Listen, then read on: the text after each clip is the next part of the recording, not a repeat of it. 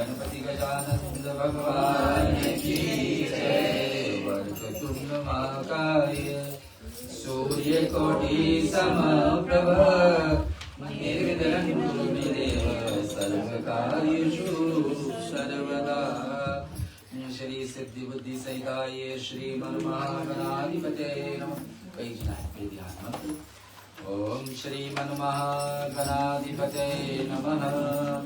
ओम श्री सरस्वते नमः। ओम श्री लक्ष्मी नारायणाय नमः। ओम महेश्वराय नमः। ओम हिरण्यगर्भाय नमः। ओम सच्चिदानंदाय नमः। ओम मातृपितृचरणकमलेभ्यो नमः। ओम इष्टदेवताय नमः। ओम गुरुदेवताय नमः। ओम रामदेवताय नमः। ओम वासुदेवताय नमः। ओम भूर्भुवः स्वः तत्सवितुर्वरेण्यं भर्गो देवस्य धीमहि धियो यो न प्रचोदयात्। ओम देवगिरिनंदनाय विद्महे तत्सवितुर्वरेण्यं भर्गो देवस्य धीमहि धियो यो न प्रचोदयात्। देवकी नंदनाय विद्महे वासुदेवाय धीमहि तन्नो कृष्ण प्रचोदयात्। ओम विष्णुभानुजाय विद्महे कृष्णप्रियाय धीमहि तन्नो राधा प्रचोदयात्। ओम गोपालाय विद्महे गोपीजनवल्लभाय धीमहि तन्नो गोपाल प्रचोदयात्। ओम श्री तुलसियाय विद्महे विष्णुप्रियाय धीमहि तन्नो वृंदा प्रचोदयात्। ओम नारायण विद्महे वासुदेवाय धीमहि तन्नो विष्णु प्रचोदयात्। ओम दशरथ नंदनाय विद्महे सीतावल्लभाय धीमहि तन्नो राम प्रचोदयात्। ओम अंजनी गर्भाय विद्महे वायुपुत्राय धीमहि तन्नो हनुमत प्रचोदयात्। ओम शन्नो मित्राय शन्वरः शन्नो भवतः शन्नो इंद्रो बृहस्पति शन्नो विष्णुरुक्रमः। नमो ब्रह्मणे नमस्ते वायो तमेव प्रत्यक्षं ब्रह्मासि तमेव प्रत्यक्षं ब्रह्मा वदिष्यामि ऋतं वदिष्यामि सत्यं वदिष्यामि तन्नामस्तु सद्वक्तारं भवतु भवतु मां भवतु वक्तारम्। ॐ शान्ति शान्ति शान्ति।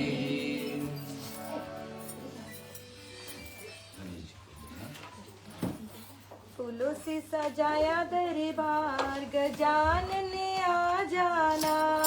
फूलों से सजाया दरबार गजानन ने आ जाना।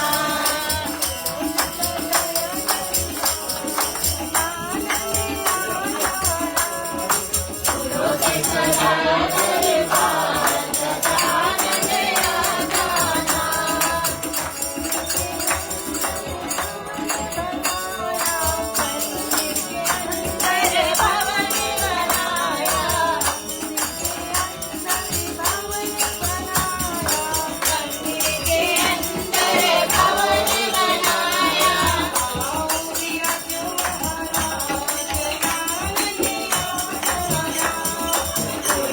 सजाया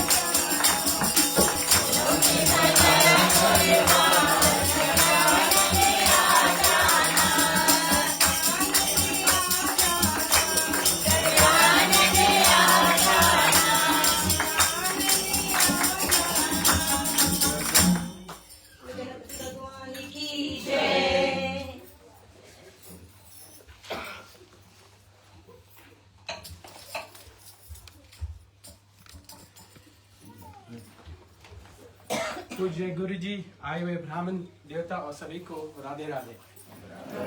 जैसे कि आप लोग जानते हैं, हम आज से पूरे 7 दिन कृष्ण जन्माष्टमी को मनाएंगे। तो चलते हैं सुनते। पहला दिन हम आज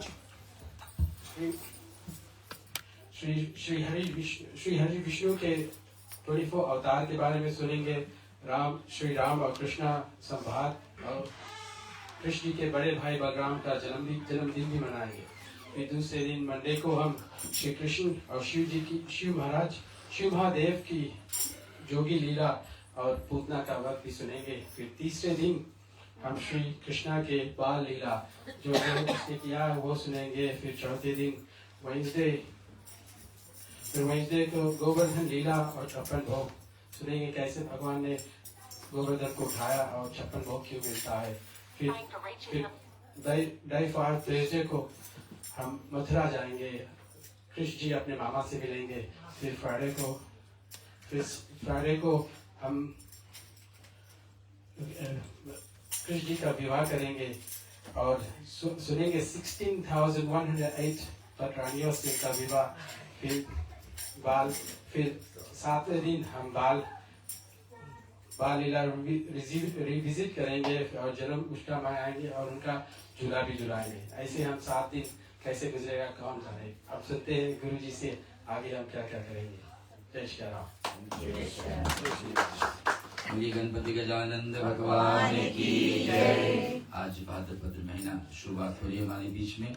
भगवान कृष्ण का जन्म का महीना है। इसमें साथ इस महीने में भगवान विष्णु का वामन अवतार भी है। इसी महीने भगवान गणेश जी को भी आना है। शुक्ल पक्ष में, अंधेरा पक्ष में श्री कृष्ण को है। भागवत का पहला श्लोक हम लोग सुनते हैं। वंदे श्री कृष्णं देवमुरुं नरकं विदं वेद वेदानां वेदं लोके भक्तिं प्रसीदं यदुकुलं जलदो प्रदारसीदपार आस्यासीद रूपमेव स त्रिभुवनकर्णे भक्ति वचवस्तत्रं शास्त्र रूपां च लोके प्रकटयाति मुदाये सनोभूतिताम्। श्री कृष्ण देवाय वेदास्तं दिव्य नमस्कारं यज्ञभवतं परमयुदारं ये दीपमदे सुधाम् आत्मा योगातं पराशातं सत्यवती महर्षियं तस्मै नमो ज्ञानतमो निधाये पितामहादिताय प्रवतिष्ठ षष्ठ महर्षिं विभूति युक्तं नारायण श्यामजस्तमेकपुत्रं ज्ञापयान वेद महानिधानम् यत् प्रजनन्तमुपानां ते हेपेत कृतें याः निपायनें विराकात् कामायुजां पुत्रेति तन्मयतां तर्व्यात् विनोदो स्तव सर्वभूतेति हृदये मुनिमानं द्योयत नारायण नमस्कृतं नरं चैव नरोत्तमं देवी सरस्वती व्यासं ततो जयमुदित्रां श्रीनारायणाय नमोस्तुते। श्रीमद् भागवत को हम लोग आरम्भ करने जा रहे हैं और भागवत के अंतर्गत बहुत सारी कथाएं मिलती है।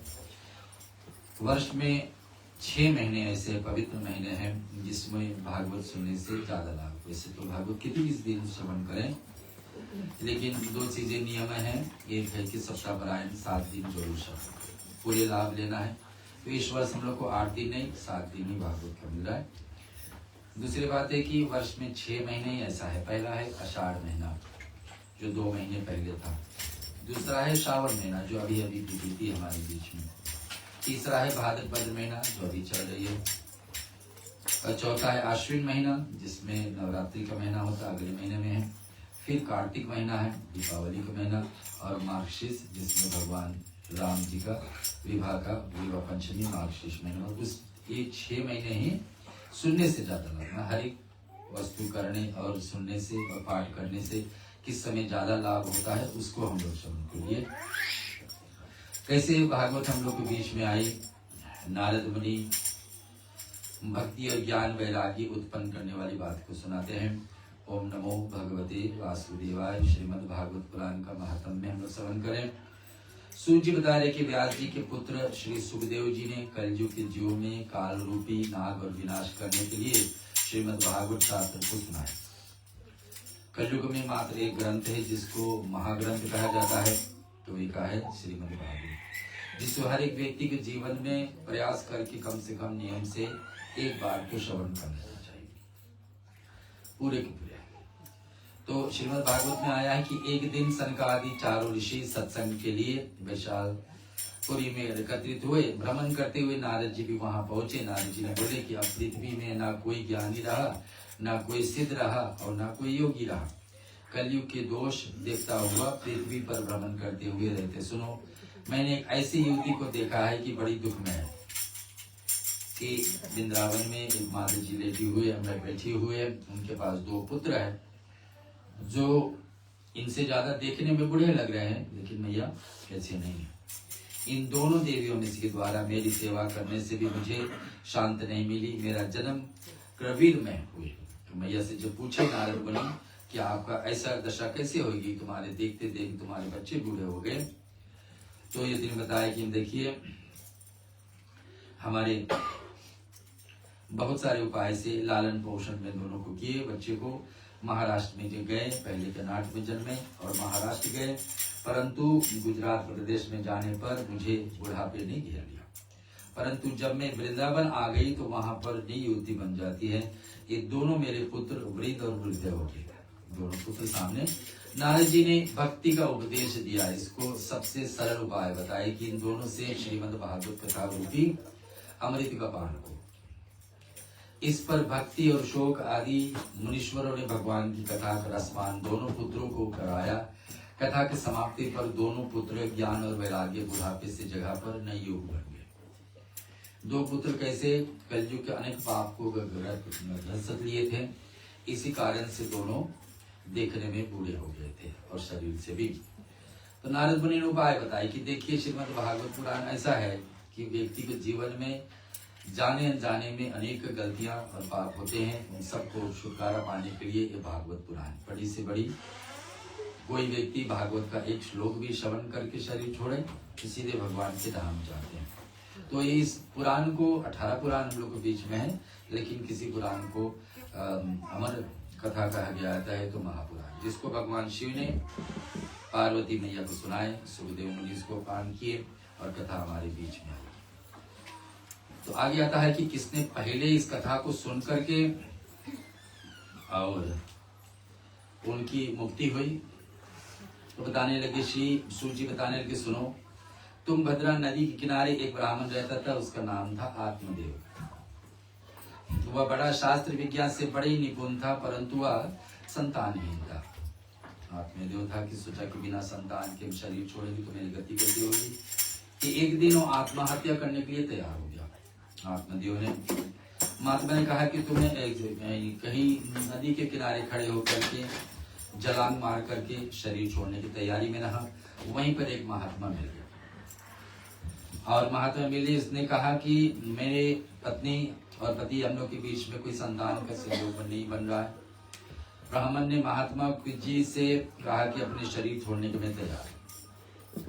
महात्मा ने कहा कि हमारे सामने अभी जो शरीर छोड़े, मैंने आपके सामने कोई गलती हो रहा हो, आप वो गलती को नहीं रोक रहे तो दोष आपको भी लगा कि आपने गलती को रोके नहीं, संभाले नहीं। तो महात्मा को लगा कि मुझसे गलत हमारे सामने गलती हो रहा है, हम कुछ कर सकते तो क्यों नहीं। महात्मा ने देखकर आत्मदेव को बताया कि इस जन्म नहीं, आपको 7 जन्म तक भी कोई संतान का संयोग नहीं है। तो उपाय क्या है कि ठीक है तो मैं शरीर छोड़ने के लिए तैयार हूँ। आत्मदेव ने कहा, महात्मा ने बताया कि देखिए मैं उपाय बताता हूँ। महात्मा ने अपने भाग से, अपने पुण्य से, अपने तपस्या से, अपने शक्ति से एक वरदान दिए, एक फल दिए इसको कि देखिए ये फल ले जाकर अपनी पत्नी धुंधली को खिला देना, इससे आपको संतान का योग बन सकता है। इसलिए उसने उस फल को स्वयं जब लेके गए अपनी पत्नी धुंधली को दिए और धुंधली ने सोचा कि जो सचमुच में ये फल मैं खा लूंगी तो इस गर्भ से हो जाएंगी तो बहुत सारी दिक्कतें होंगी। अपने बहन से बात की कि आपने ऐसे कुछ लीला करिए कि पति को मेरा ना पता लगे, आत्मदेव को ना पता लगे और एक फल में एक घर पर गायें उनको खिला देती हूँ। धुंधली अपने बहन से पास जाकर ऐसी बोली, जब उन्होंने पुत्र पैदा किए तब उस पुत्र को मुझे आप गोद में दे देना और प्रतिदिन आकर उसे दूध पिलाने की नाटक करते रहिए। कुछ समय जब बाद बीत गई तो बहन का पुत्र हुआ। उसने उस पुत्र के अपनी बहन धुंधली को दे दी और उस पुत्र का नाम धुंधली ने धुंधकारी रख दिया अपने नाम से जोड़ के। देवगन से उन्हें दीनों गाय के बड़े ही कान वाले बालक पैदा हुए देव योग से, क्योंकि आशीर्वाद मिला था महात्मा से कि आप इस फल को खाने से गर्भ से होगे। तो ब्राह्मण आत्मदेव ने उस बालक को देखकर बड़ा आश्चर्य हुआ कि एक साथ में आंगन में 2 बच्चे। उसने गाय से उत्पन्न बालक को नाम गौकरण रख दिया। गौ के जैसे कान उनका। समय अनुसार दोनों बालक बड़े हो रहे थे। उन्हें गौकरण ने बड़े विद्वान निकलता था और धुंधकारी का बड़ा दुष्ट निकल गया। धुंधकारी ने बचपन में सींची, उल्टे कर्म में, चोरी आदि में लग गए। उसके इन कार्यों में दुखी होकर उसने माँ बाप को शीघ्र ही भगवान को प्यारे हो गए और माँ बाप की मृत्यु हो जाने पर धुंधकारी ने चोरी को बड़े से बड़े बढ़ते गए।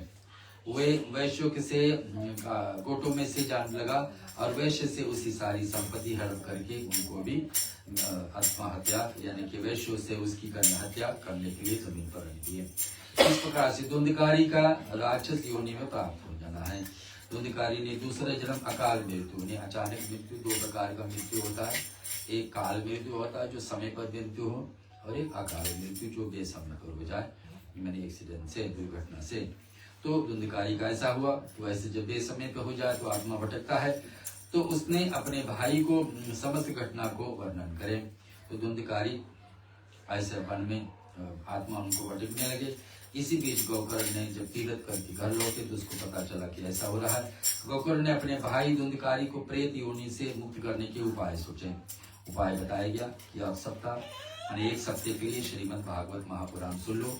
परिवार में कोई दुर्घटना से शरीर छोड़े हैं उनको मुक्ति होती। उसने धुंधकारी को प्रेत योनि से छुटकारा मिल जाते हैं।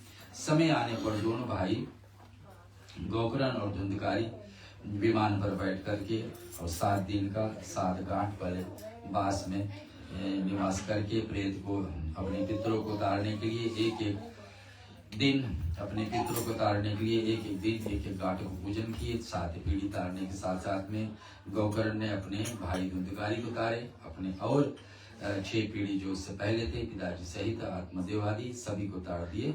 श्रीमद् भागवत सुनने से श्री भागवत पुराण की जय। कथा में आता है इस प्रकार से इसने आत्मदेव ने कथा जिसके जीवन में ऐसा आपत्ति छाया था और उपाय मिला क्या कि भागवत श्रवण करके इसको मुक्ति पाया जाए। कठिन से कठिन कार्य, बड़े से बड़े गलती किसी व्यक्ति के जीवन में हो जाए तो भागवत सप्ताह परायण श्रवण कर, जिसमें भगवान विष्णु का 24 अवतारों के विषय में वर्णन है।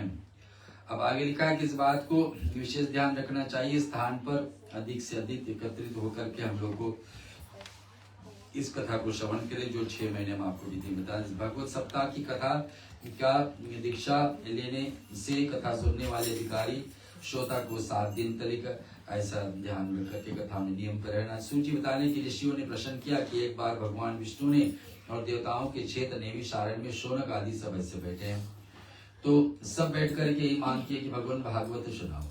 कथा से सभी को मिलता है, कहानी के अनुसार भगवान विष्णु का अवतारों की कथा अलग अलग जगह वर्णन किया गया है, लेकिन अंत में जो भागवत श्रवण करके शरीर छोड़ने से उत्तम गति होती है।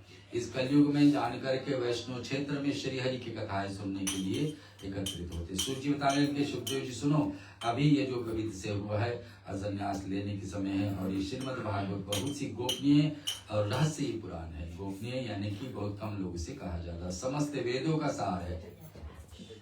4 वेद हैं, 4 में से 5वां वेद जैसा है तो श्रीमद् भागवत। ये विश्व अंतकरण में समस्त विकारों पर विजय प्राप्त कराने वाला है।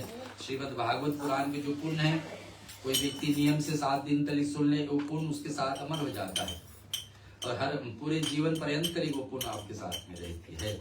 जैसे नीराजल एकादशी का व्रत है, उनका पुण्य पूरे जीवन भर रहती है। महाशिवरात्रि का व्रत का पुण्य पूरे जीवन भर रहती है। नवरात्रि पर 9 दिनों फलाहार रहने से जो पुण्य प्राप्ति होती है पूरे जीवन तक रहती है। ऐसे श्रीमद् भागवत का कथा के विषय में वर्णन है कि इसको एक बार पूरे एकाचित से श्रवण करने करें, पूरे जीवन तक उनको आपसे फल वो साथ में रहेगी। आशीर्वाद में श्रद्धालु को एकाग्रित मन से एक भाव से निरंतर निरंतर ध्यान करना चाहिए। जितनी देर आप बैठे रहे उतनी देर आप मनी मन ओम नमो भगवते वासुदेवा 12 अक्षर वाले मंत्र को बोलते रहे ताकि आपको मन एकाग्रित रहे। सत्य रज तम प्रकृति से 3 प्रकार के गुण बताएंगे। तीनों प्रकार का गलती अगर जो व्यक्ति से हुआ है, मन से, वाणी से, वचन से। मन से हम किसी के विषय में बुरा सोचे हैं, वाणी से कुछ उल्टे बोले हैं, अथवा सचमुच में कर्म उल्टे किए, तो सभी से सभी छुटकारा पाने के लिए श्रीमद् भागवत महापुराण जो आपके बीच में बोल रहे। भगवान की अवतारों का वर्णन शुरू में आ गया है, सुनेंगे, फिर सुनेंगे राम भगवान और श्री कृष्ण के बीच में इनका अंतर। श्री सूत जी ने बताने लगे सृष्टि के प्रारंभ में भगवान ने लोगों के निर्माण के लिए इच्छा व्यक्त की। भगवान ने महत आदि नियत पुरुष रूप ग्रहण किए, जिस 10 इंद्रियां, 1 मन और 5 भूत बनाए थे।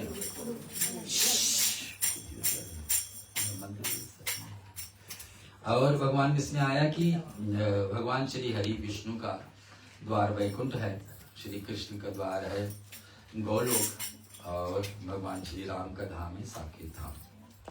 भगवान विष्णु अपने वैकुंठ में विराजमान है। ब्रह्मा के जो 4 पुत्र है, सनातन आदि गए भगवान विष्णु को मिलने के लिए।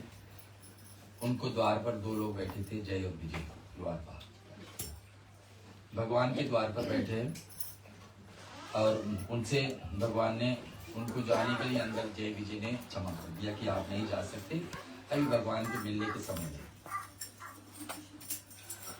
सनातन जी ने मांग किया कि जाकर आप भगवान से पूछ लीजिए, भगवान से पूछ लीजिए कि भगवान हम लोग को मिलना चाहेंगे या नहीं। तो भगवान ने भी मना कर दिया, ठीक अभी उचित समय नहीं। जब जय विजय ही ने मना कर दिए तो भगवान कहने के ठीक मना कर दिया, अभी नहीं मिले। उसी समय ब्रह्मा जी के 4 पुत्र जो प्रथम अवतार माना जाता है भगवान विष्णु का, और उसमें कुमारों ने सनक, सनंदन, सनातन और सनत कुमार, जो भगवान विष्णु के 24 अवतार है उसमें से पहला अवतार ही 4 साथ में हुआ।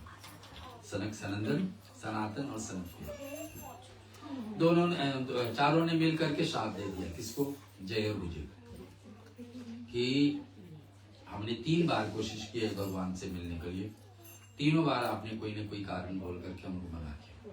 इस कारण से आप दोनों जय और विजय 3 जन्म तक राक्षसी योनि में चले जाओ। राक्षस विचार होने चाहिए। देखिए भगवान के द्वार पर ये लोग रक्षक है, जिसको हर दिन प्रतिदिन भगवान के दर्शन मिलता हो, सेवा आदि मिलता हो, उनको भी श्राप मिल जाता है। क्यों? भगवान को भक्ति करने के लिए किसी को नहीं रोकना चाहिए। यहाँ तक किसी ने रोके चाहे भगवान के द्वारपाल है, भगवान के चुने हुए हैं, उनको भी ऐसा श्राप है। क्या श्राप है कि 3 जन्म, क्योंकि 3 बार कोशिश किए मिलने के लिए, 3 बार रोका गया। तो जय और विजय को 3 बार धरती पर आना है और राक्षस वृत्ति यानी कि राक्षस जैसे आदत तो पड़ जाएगी, जिस कारण से भगवान विष्णु को भी श्राप दे दिए। कौन? ये 4 भाई, सनक, सनंदन, सनातन, सनत कुमार, कि आपने भी 3 बार हम लोग को मिलने से रोके। तो इन 3 बार जब ये जय विजय जाएंगे धरती पर, ये 3 बार आपको भी धरती पर जाना है। और अंतिम दर्शन तुम्हारे यही लोग दोनों, ये 2 लोग दर्शन करेंगे, आप ही इनको मार करके वापस आओगे। एक गलती से, एक श्राप से कितने दुख में आ गए। और सचमुच में ऐसा होता है। पहला भगवान विष्णु को आना पड़ा धरती पर, यहाँ तो सुन चुके, पहला तो है सनक, सनंदन, सनातन और सनत कुमार। 3 जन्म जब धरती पर आएंगे तो जय विजय का पहला जन्म होगा नरसिंह भगवान के रूप में धारण करने के लिए भगवान को हिरण्ययक्ष और हिरण्यकश्यपु। हिरण्ययक्ष पहले आए, भगवान को उनको मार, दोनों भाई हुए हिरण्ययक्ष और हिरण्यकश्यपु। हिरण्यकश्यपु को वध करने के लिए भगवान विष्णु को नरसिंह रूप धारण करना पड़ा। दोनों इतने तपस्या में थे, दोनों को इतने वरदान मिलने की थी, कोई नहीं उनको अंत कर पाए। लेकिन अंतगत्वा जिसके मृत्यु, सभी को मृत्यु लिखा है, तो भगवान ने कोई ना कोई उपाय कर ही लेते हैं।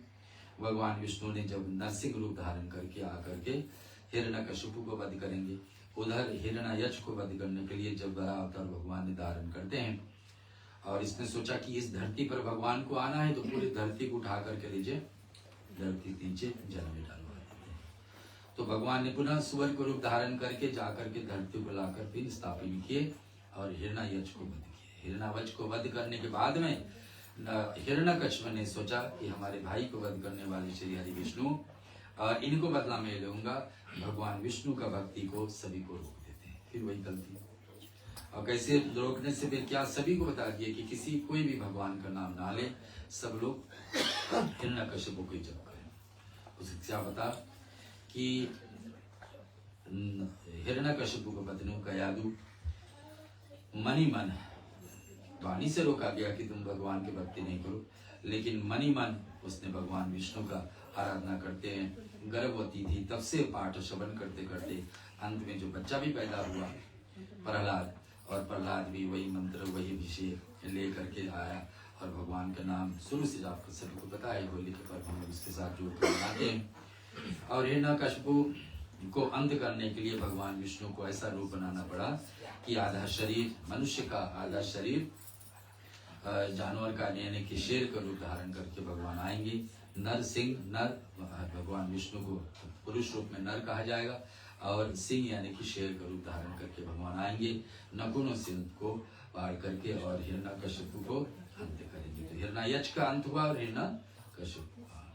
दूसरा अवतार फिर जय और विजय को अंत में मारने के लिए भगवान विष्णु को राम बन करके आना पड़ेगा। विष्णु भगवान राम बन करके आना पड़ेगा। तो फिर क्या है, इधर रावण और कुंभकर्ण बने। ये दोनों भाई जय और विजय, दोनों भाई पहले जन्मों से जय और विजय जो द्वार पर रखने वाले, इन दोनों को श्राप दे कि आप एक जन्म में इनको भी अंत करने के लिए आएंगे। तो रावण और कुंभकर्ण को वध करने के लिए जय विजय ऐसा है, उसको वध करने के लिए भगवान विष्णु को राम बनना पड़ा।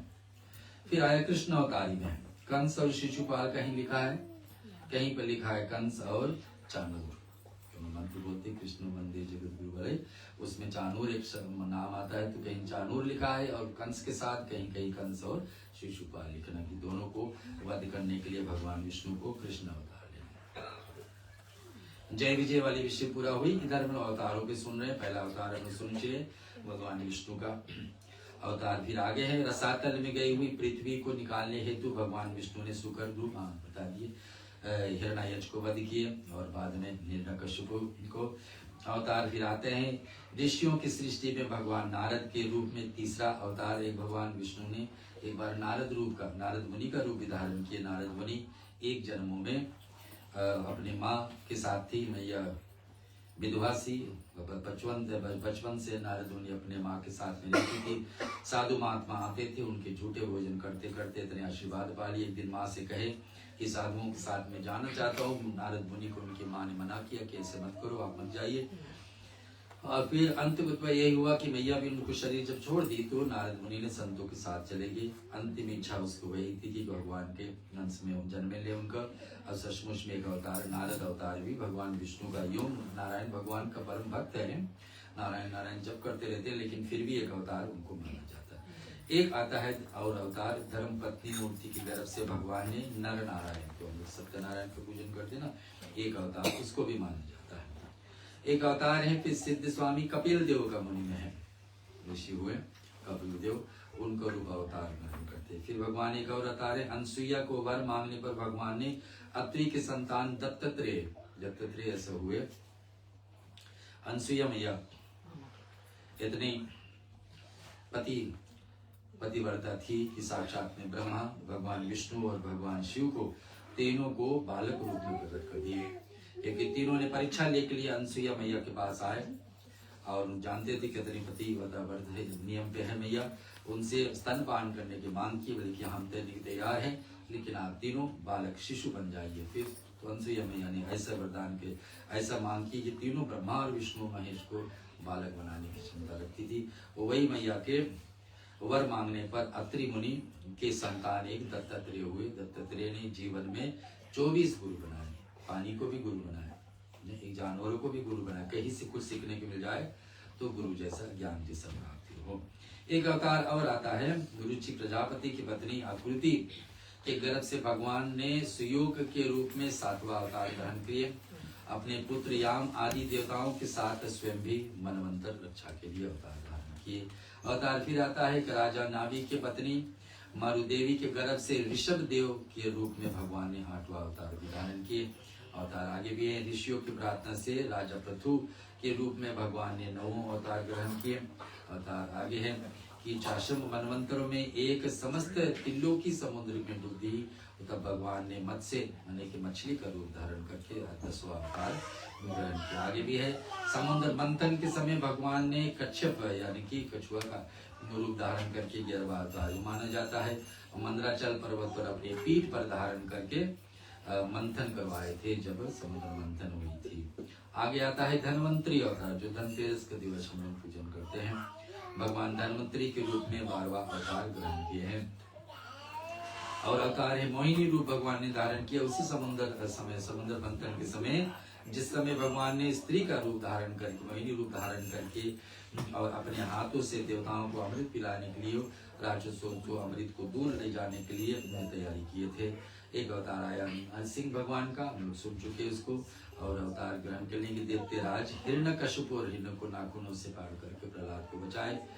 अवतार आगे है एक वामन अवतार, हम लोग सुनेंगे, जिसका त्योहार कल थी। भगवान विष्णु का एक अवतार है वामन अवतार। एक राजा बलि भैया करते थे, तपस्या कर रहे थे कि हमारे 100 यज्ञ हो जाए। कोई भी यज्ञ पूजा हम लोग करते, सबका नियम होता है, कोई भी नियम से हम लोग अगर जो कोई भी मंत्र, कोई भी चालीसा, कोई भी व्रत, कोई भी नियम अगर जो 12 साल तक कर ले तो सिद्ध हो जाता है। वो पुण्य कोई आपसे छीन नहीं सकता है। मान लीजिए गायत्री मंत्र आप हर दिन बोलते हैं तो 12 साल तक बोलते ले जाए तो मंत्र सिद्ध हो जाता है। चालीसा बोल रहे हैं तो 12 साल तक, कोई शाकाहारी होता है तो 12 साल तक हो जाए तो फिर समझना शरीर से पूरे अंग से सब बाहर आ गया। और इस प्रकार से कोई भी नियम, तो यहाँ एक नियम था कि जो इंद्र बनने का है, को जो 100 यज्ञ कर ले तो राजा, तो इंद्र बन जाएंगे, देवताओं के राजा। राजा बाली ने तैयारी की कि उनसे हो जाए। जब 99 यानी कि 99 यज्ञ चल रही थी, देवताओं ने सोची कि सचमुच में ऐसे कहीं गलती ना हो जाए और राजा बलि राक्षस भी दिखा, उनको गुरु शुक्राचार्य है और कहीं वो आकर के हमारे राजधानी न ले ले। तो उसने भगवान विष्णु से मांग किया कि भगवान कोई हल से, कोई उपाय से राजा बलि का यज्ञ को रोका जाए। भगवान ने उपाय किया, क्या वामन यानी कि वामन जैसे कि 52 बोला जाता है, 52 उंगली का ऊंचाई का, उतने रूप धारण करके भगवान विष्णु ने ब्राह्मण रूप में धारण करके आए और राजा बलि से मांग किए। राजा बलि ने देखा कि कोई छोटा बटुक बावन आया हमारे द्वार पर, पूछे क्या, तो मांग कर रहे हैं कि देखिए कुछ अच्छी सोच के मांगना, क्योंकि धरती का राज हमारे बीच में चल रही है। इसमें मांग की कि मुझे 3 पग भूमि, पता सभी को पता है 3 पग भूमि, और बताते 3 पग आप तो छोटे हैं तो 3 पग में कितनी भूमि ना मिले, जितने मैंने बैठ करके तपस्या करने की जगह मिल जाए वो इतने, तो 3 पग भूमि देने के तैयार हुए। शुक्राचार्य जो राक्षसों का गुरु है और जो राजा बलि का गुरु था, उस समय उसने रोका कि मत करिए, एक गलती हो रहा है, आपसे छल हो रहा है, क्योंकि साक्षात भगवान है जो आपसे कुछ मांगने के लिए आप दे दोगे तो उसमें आपका ही हानि है। लेकिन राजा बलि नहीं माने, देने को तैयार हो गए, बताने की नहीं। तो लोटा हुआ था, कमंडलू था, जिसमें से जल गिराया जाता था कि संकल्प लेंगे तो फिर जल तो होना है हाथ में, और कोई सामान रहे या ना रहे, संकल्प में जल तो जलना चाहिए। तो शुक्राचार्य ने सोचा कि अभी यही कमंडलू से तो जल गिरा करके संकल्प लेगा कि हाँ मैं जमीन देने के लिए 3 पग भूमि देने के तैयार।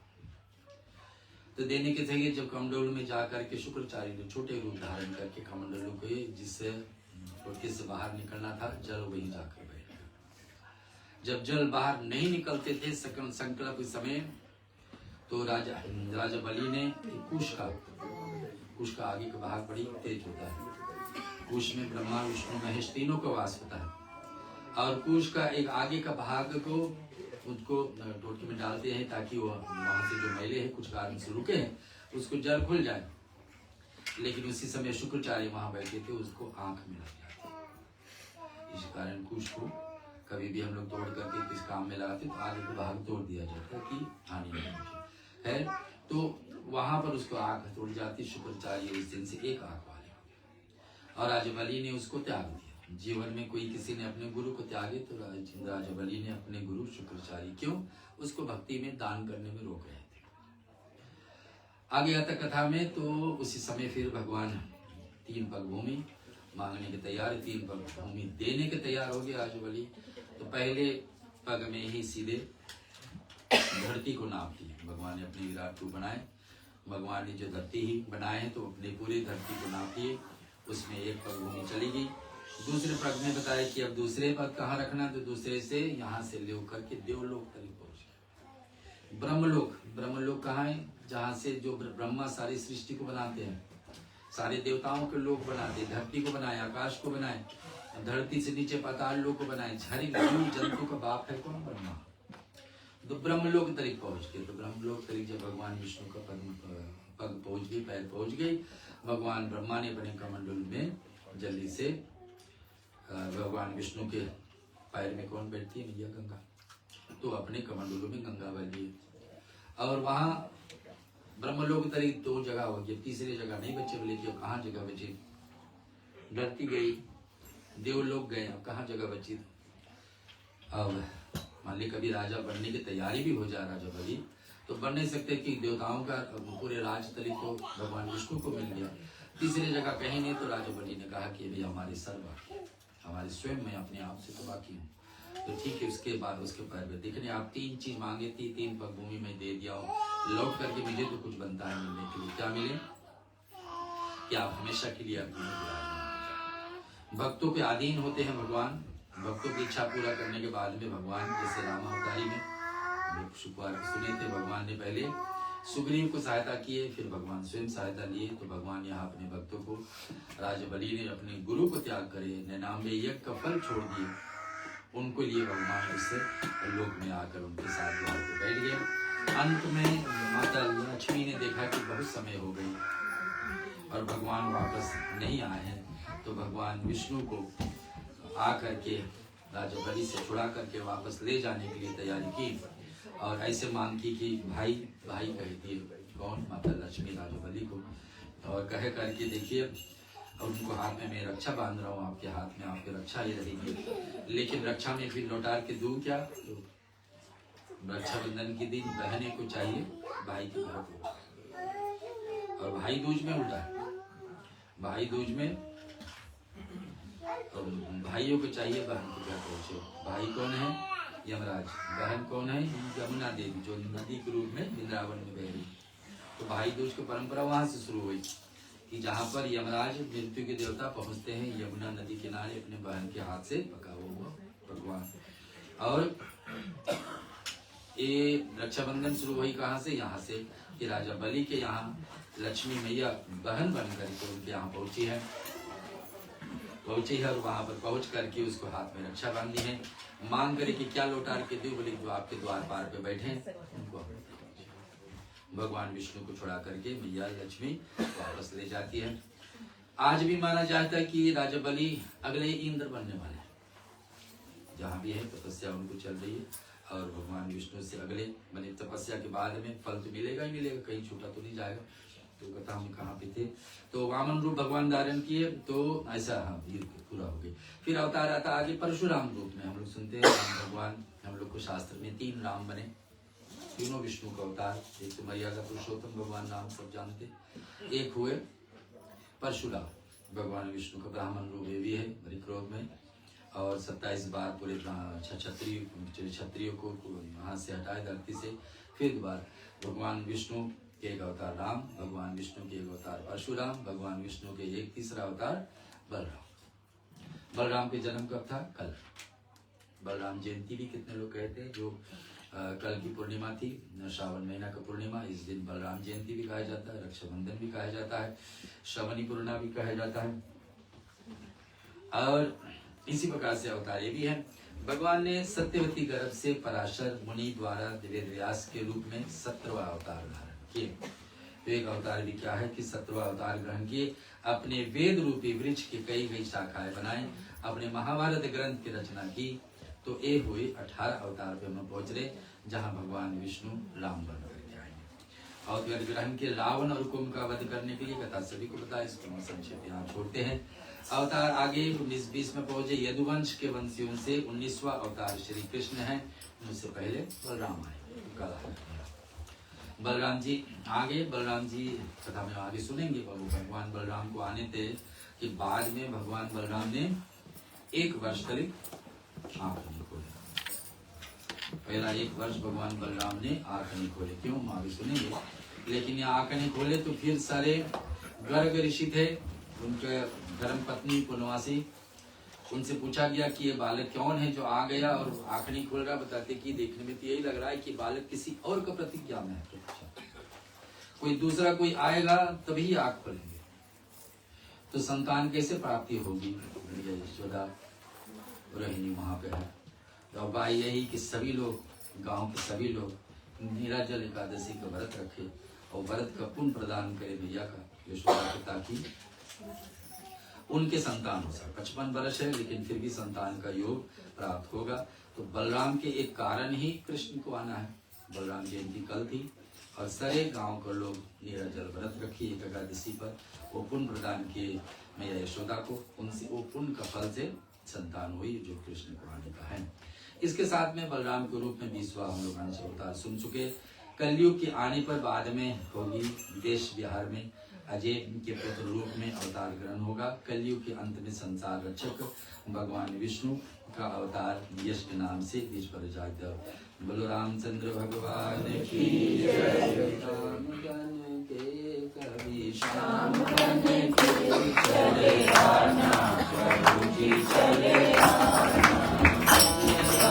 राम बन के कभी श्याम बन के चले आना, प्रभु जी चले आना।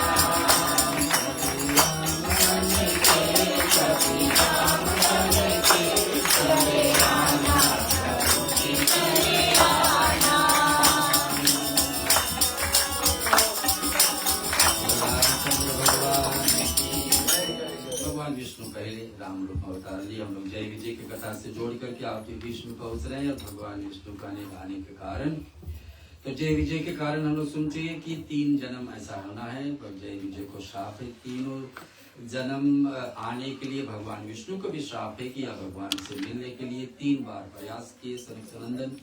ऐसा 3 को रोका गया और रोकने के बाद में भगवान को भी श्राप लगा कि 3 राक्षस योनि में तो जाएंगे, लेकिन इनको उद्धार करने के लिए आपको भी धरती बंद करना पड़ेगा। सो भगवान आने का, तो जब राम अवतारी में आए, कुछ इस कथा में आती है कि कुछ लीला भगवान ऐसे राम अवतारी में पूरा नहीं आ पाए, अथवा भगवान का आने की दूसरे बार आने के लिए राह। अवतार तो भगवान के 24 हम लोग बार चुन चुके, 24 अलग अलग रूप में। कभी छोटे समय के लिए आए तो किसी ज्यादा समय के लिए आए। भगवान राम जब आए तो 11,000 वर्ष तक गए।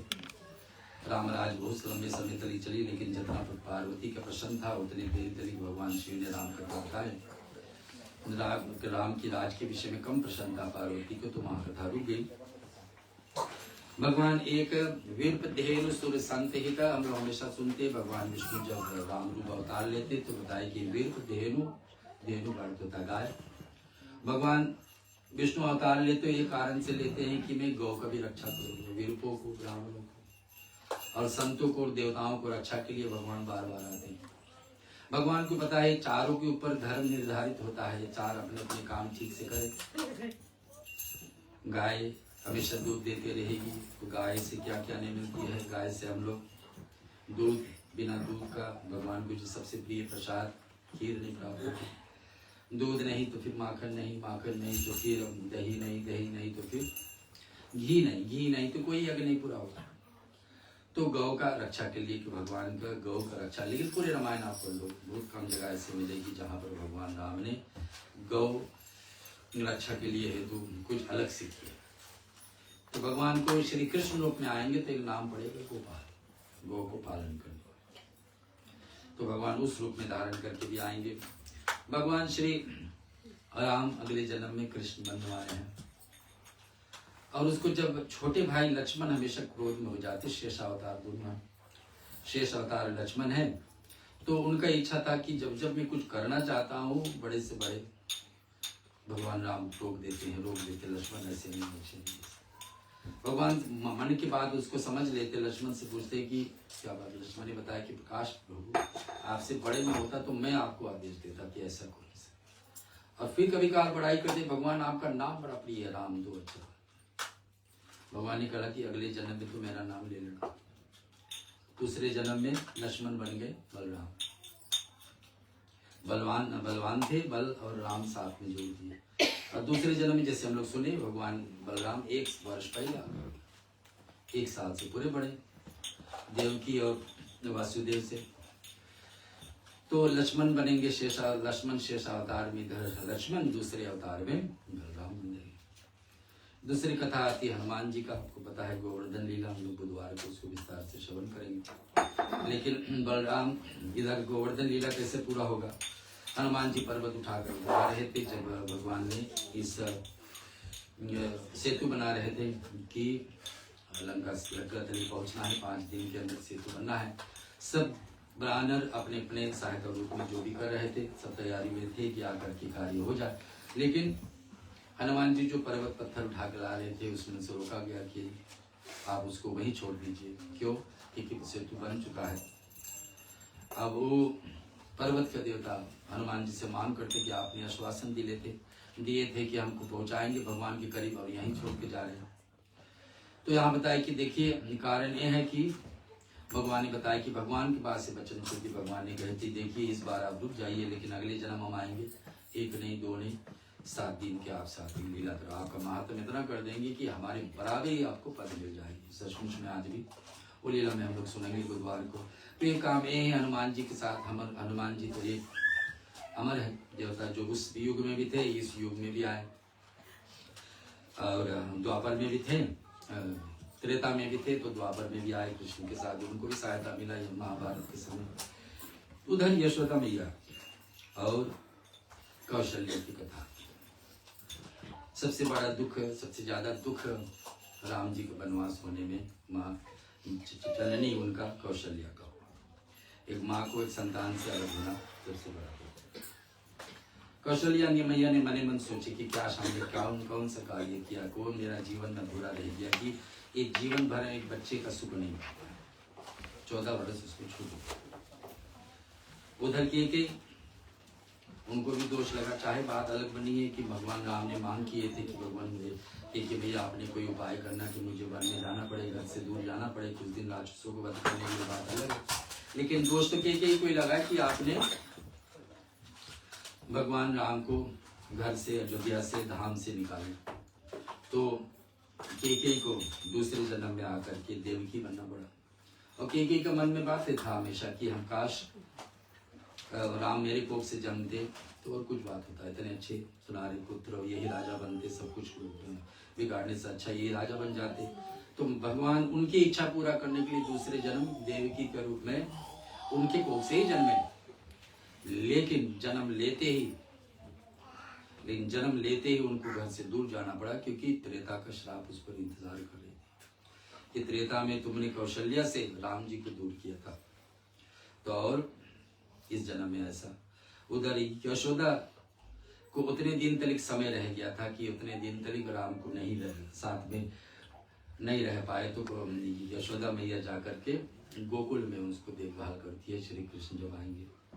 तो ऐसे कथाएं जुड़े हुए थे हैं रामावतारी से कृष्ण अवतार। आज जय विजय को हमने सुने। फिर उधर भगवान जब सूर्यवंशी में जन्मे, जिसकी कुल का देवता सूर्य भगवान, इसका भगवान राम विष्णु अवतार जब राम आए तो सूर्यवंशी, तो फिर चंद्रमा छूट गए। चंद्रमा बोले हमारी बारी कब आएगी। और भगवान राम आपको जन्मा है, जब जन्मे आपको पता 12 बजे दिन में, शुक्ल पक्ष था और उज्जैन समय था, पूरे दिन थे 12 बजे दिन में। और सूर्य भगवान एक जगह पर टिक गए, एक जगह से कहीं हटे ही नहीं। सूर्य भगवान एक स्थान पर रहेगी, 1 महीने एक जगह पर बैठे रहेगी सूर्य, ऐसे रामायण में आया। और इधर चंद्रमा ने कहा कि हमारे भाग छूट गई, भगवान आप दिन में आए, सारे देवताओं के दिन, चंद्रमा को रात में उगती है, उनकी बारी कब आएगी। भगवान ने आश्वासन दिला एक अवतार आपने भी होगा रात्रि के समय 12 बजे दिन में इधर श्री राम जी का, 12 बजे रात्रि को भगवान श्री कृष्ण का आना। इधर शुक्ल पक्ष है तो उधर अंधेरा पक्ष आज से शुरुआत है, भाद्रपद महीना। तो अंधेरा पक्ष में भगवान विष्णु कृष्ण के रूप में धारण करके आएंगे। और उधर नौमी तिथि भगवान ने चुना, नौमी तिथि पर भगवान जन्मेंगे भगवान विष्णु। नौमी तिथि का बड़ी अलग विस्तार है, हम लोग सुनते हैं हमेशा। 9 रूप से 9 अंग सबसे बड़े माने जाते हैं। नौमी तिथि है, 9 नंबर, 9 अंग सबसे बड़े माने जाते हैं। उस नंबर से कुछ बढ़ करके तो उसको दूसरा करेंगे तो भी इससे बढ़ पाएगा, 9 से बराबर कोई भी नंबर नहीं। तो नौमी तिथि का भगवान चुन करके विष्णु राम बन करके आए। तो अष्टमी पर भगवान श्री कृष्ण बन करके अंधेरा रात्रि में, उधर उंजेला दिन में, 12 बजे दिन में, और 12 बजे रात्रि को भगवान श्री कृष्ण अष्टमी तिथि पर आते। ऐसे राम और कृष्ण के बीच में हमेशा आती है एक कथा और आता है। सुंदरकांड का पहला शब्द है जामवंत। सुंदरकांड का श्लोक के बाद में पहला शब्द है जामवंत। तो जामवंत जब याद कराए किसको, हनुमान जी को, कि आप क्या क्या करने वाले हैं। जामवंत जब रामायण का पूरे युद्ध समाप्त होगी, भगवान राम ने सबको कुछ न कुछ देने लगे। जामवंत से पूछे कि भगवान आपको क्या चाहिए। विभीषण को दिए, सुग्रीव को दिए, अंगद को मिला, नल और नील को मिले, हनुमान जी को भक्ति मिला, मांगे जो। जामवंत से पूछे आपको क्या चाहिए। बोले प्रभु क्या बताया आपने, मेरे मन की बात मन में ही छोड़ दी तो ठीक है। मुझे नहीं बताइए तो। बोले मेरा जब आप दोनों के बीच में युद्ध हो रहा था, रावण और राम के बीच में 27 दिन, मन मन मेरा बात चल रहा था कि मेरे बराबर के कोई योद्धा नहीं रह गया धरती पर, जिसके साथ में युद्ध करूं, बिना कारण भी कैसे युद्ध करूं। मुझे अवसर मिलता युद्ध करने के लिए, रावण तो बात अलग होता, लेकिन आपने युद्ध करके उनको समाप्त कर दिया, मेरे बराबर कोई रह नहीं रहा। भगवान राम समझ गए कि इनका युद्ध मेरे साथ भी करने के लिए इच्छा है। तो भगवान राम ने उसको वरदान दिए कि आप भी जीवित रहे, कब तक, जब तक मैं फिर अवतार नहीं। तो वही जामवंत जीवित रहेंगे अगले जन्म तक, कृष्ण अवतार तक। और भगवान इसमें जब कृष्ण अवतार लेकर आएंगे, भगवान को 16,108 जो रानी पटरानी बनेंगे, उसमें से एक है जामवंती। तो जामवंती समंतक मणि कथा हम लोग सुनेंगे सब गुरुवार शुक्रवार को। जामवंती के कारण भगवान जामवंत से युद्ध करेंगे। और भगवान समंतक मणि के खोज में थे। एक मणि ऐसा है जो उसको दिया गया था, और भगवान के ऊपर कलंक लगी थी कि आपने उसको चुराए है, उसको लेकर चले गए। भगवान को उसको खोजते खोजते एक गुफा के पास पहुंचे, जहाँ पर जिस गुफा में जामवंत रहते थे। उन दोनों के बीच में, भगवान श्री कृष्ण और जामवंत के बीच में 27 दिन जो राम और रावण के बीच में युद्ध हुआ था, जितने दिन की इच्छा था जामवंत को कि ऐसा मैं यहाँ होता तो कैसे युद्ध करता, उतने दिन भगवान राम उनका इच्छा पूरा किए कृष्ण के रूप में। जामुन की जब ना एक दूसरे को पराजित नहीं कर पाए तो जामुन ने पूछे कि भगवान शाश्वत में राम तो आप नहीं है, कि क्या है आपके, कैसे आज तक मैं आपको पछाड़ नहीं पाए। तो बताया कि ऐसे ऐसे भगवान कृष्ण ने अपना रूप बदल करके और दिखाया राम के रूप में। तो फिर भगवान जामवंत ने कहा कि मेरा इच्छा तो ये कि यही रही है कि मेरा जो पुत्री है जामवंती आपके साथ विवाह कर लीजिए। तो भगवान का एक रानियों में ऐसा आया है कि सोनक जी इधर बता रहे कि इस कथा को अनेक प्रकार के लिखा जाए। तो ये कलयुग के जब द्वापर युग समाप्त हो रहा था, राजा परीक्षित की कथा आया है, उसको हम संक्षेप में बता देते, फिर आपका बच्चों का सेशन सुनेंगे। तो राजा परीक्षित के आया है, महाभारत जब समाप्त हुई उत्तरा के गर्भ से भगवान श्री कृष्ण ने उसको गर्भ को बचाए। पूछा जाता है कि भगवान जब उत्तरा के गर्भ में राजा परीक्षित को बचा सकते थे अपने चक्र से, अभिमन्यु को क्यों नहीं बचाए? 5 पांडव उनको प्रिय थे, 5 पांडव अर्जुन का पुत्र अभिमन्यु को क्यों नहीं बचाए? मुझे बताना है कि जबले इनसे गलती, दुर्योधन आदि से गलती नहीं होती, तबले भगवान इनको करण को वध करने के लिए, सूर्य भगवान को रोकने के लिए भगवान ने वो कार्य नहीं करते कि इनको नहीं पहचानते कि देखिए इस सब लोगों ने मिल करके अभिमन्यु को वध किए हैं, ये सब ने मिल करके ऐसा कथन किए है कि धर्म से विरुद्ध किए है युद्ध। तो जब करण रथ से उतरे तो भगवान ने अर्जुन को कहे इसी समय आपको इसको वध कर देना, बताया कि नियम पे नहीं है। तो बोले नियम पे उस समय कहाँ थे जब अभिमन्यु उतर गए थे, अकेले होकर के सभी लोग उनको मारे थे। ऐसे कथा है। कहे जैसे भी राजा परीक्षित हुए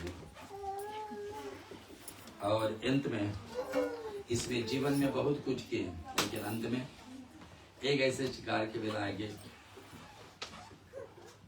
राजा पर महाराजा हमेशा उनको गर्व होता सी कौन सा मुकुट पहन के आजो बाहर निकलेंगे, और मुकुट जितने रखते थे वो किसी दूसरे राजा को पराजित करके जीत करके वो मुकुट रखते थे।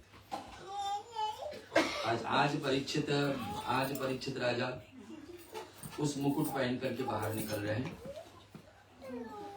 जिस राजा ने बहुत सारे गलतियां की हैं, जिससे इनको छल करके जीत करके परीक्षित आज वो मुकुट पहन करके जा रहे हैं। और पापों को दोष जैसे हम लोग सर पर लेकर के चल रहे वन में गए और कहीं पर पहुंचे जहां पर उसको जल का बड़ी आवश्यकता थी। राजा पूछते हुए शमीक ऋषि के आश्रम में पहुंचे। उसी समय शमीक ऋषि तपस्या में लीन थे। तपस्या में लीन होने के कारण उन्होंने राजा परीक्षित को बात को ध्यान ही नहीं दिया। उसके राजा परीक्षित ने शमीक ऋषि को बहुत नाराज हुए और क्रोधित हो गए। उन्होंने वहां एक मरा हुआ सांप देखे, उन्होंने उस सर्प को ऋषि के गले में डाल दिया, शमीक ऋषि का। इसके बाद वह अपनी राजधानी लौट गया। ऋषि ने राजा परीक्षित ने जब अपने राजधानी में पहुंचे और मुकुट उतारे तो उसको याद आ गया, हमने बड़ा गलती किया कि शमीक ऋषि के गले में एक ऋषि तपस्या करते हुए उसको तपस्या भंग करने के लिए मैंने इतने गर्म कर दिया, इतनी गड़बड़ कर दिया, सिर्फ जल पाने के लिए इच्छा से। राजा मैंने था, लेकिन ऋषि की तपस्या भंग करने के लिए मैंने। ऋषि के पुत्र ने जब आकर अपने पिता के गले में मरे हुए सर्प देखे, इससे क्रोधित हो जाते और क्रोध में भर करके कौशिकी नदी के जल हाथ में लेकर परीक्षित के ऊपर शाप देता। वही बात, संकल्प जब लिया जाता तो हाथ में जल होना चाहिए। तो राजा परीक्षित ने हमको शाप दे दिया। क्या शाप दिए कि 7वां दिन तेरा मृत्यु है। राजा परीक्षित किसी दिन भागवत सप्ताह पारायण का नियम बना है कि सप्ताह 7 दिन तक जरूर आप श्रवण करें। मैं भूमिका बना रहा हूँ को राजा परीक्षित को तक्षक सर्प के इसने मृत्यु ढसने से मृत्यु हो जाएगी। उस शाप को सुन करके शमीक ऋषि ने बड़ा कष्ट हुआ। अपने पुत्र से कहा कि तूने ये बड़े कार्य ठीक नहीं किया, लेकिन वाणी ऐसा है, शाप ऐसा है, आशीर्वाद ऐसा है कि एक बार दिया गया, आप एक बार बोला गया वापस नहीं लौटती है। राजा परीक्षित को शाप को पता चल गया। उन्होंने अनशन व्रत करना शुरू कर दिया। जीवन में बहुत कुछ कर लिए, बहुत सारे व्रत किए, बहुत सारे बड़े से बड़े यज्ञ किए, बहुत से बड़े दान भी किए, लेकिन जैसे हम शुरू में सुने भागवत सुनने के बराबर पुण्य और किसी के वास्ते। तो ये श्राप से छुटकारा पाने के लिए राजा परीक्षित कोशिश करने लगे कि क्या करूं, कहां करूं। परीक्षित ने अंचन भरत को सुखदेव जी के आगमन पे हुए सूची ने बताया कि राजा परीक्षित को अपनी राजधानी पहुंचने पर ये जज्बात से ज्ञात होगी कि मुझे श्राप लगी। उसी समय बड़े से बड़े ऋषि मुनि आए, बड़े से बड़े ऋषि, और परीक्षित ने पूछा कि द्विजरों, मैंने अपने आप को भगवान श्री कृष्ण के चरणों में समर्पित कर दिया। परीक्षित ने कहा कि बात तो ठीक है, समर्पित तो कर दिया, लेकिन तक्षक नाम का साहब आपको बचेगा, ऐसा बात है कि 7 दिन में आप क्या करें जो अभी तक हम नहीं किए हैं। बोले आपके पास तो 7 दिन है, 7 दिन में आपको लिए बहुत कुछ कर सकता। परीक्षित के हाथ जोड़ करके खड़े हो गए। सुखदेव ने बताया कि परीक्षित, अब तुम्हारे जीवन के अवधि 7 दिन है। वास्तव में हम सबका जीवन कितना 7 दिन ही है।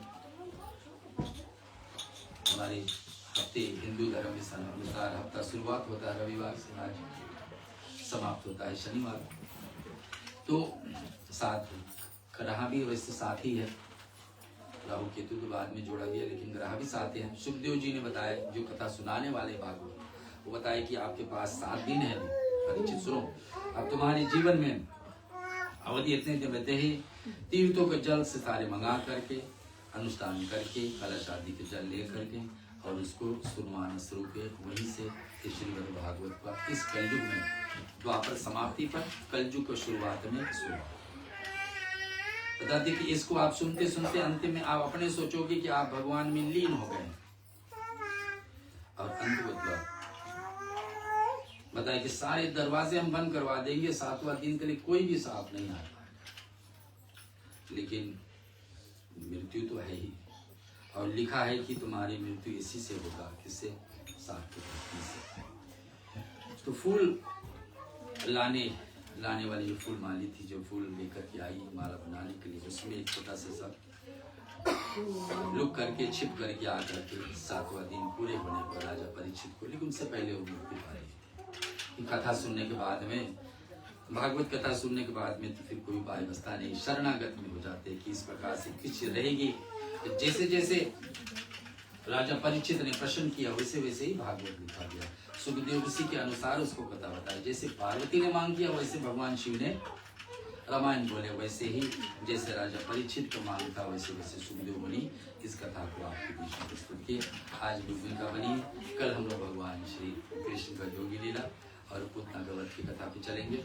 बोलो कृष्ण चंद्र भगवान की जय।